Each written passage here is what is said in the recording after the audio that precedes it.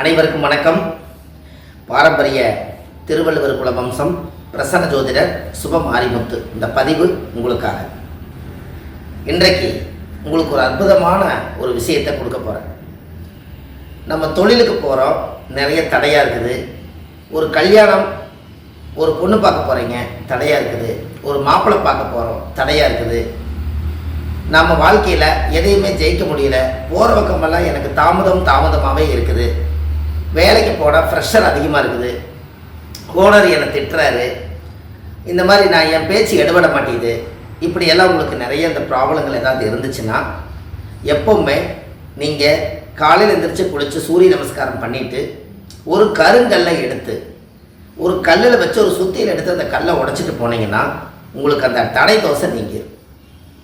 அதுக்கப்புறம் பாருங்கள், ஓனர் உங்களை பேச மாட்டார், அதிகமாக திட்டு விழுகாது, நீங்களும் ரொம்ப கரெக்டாக இருப்பீங்க.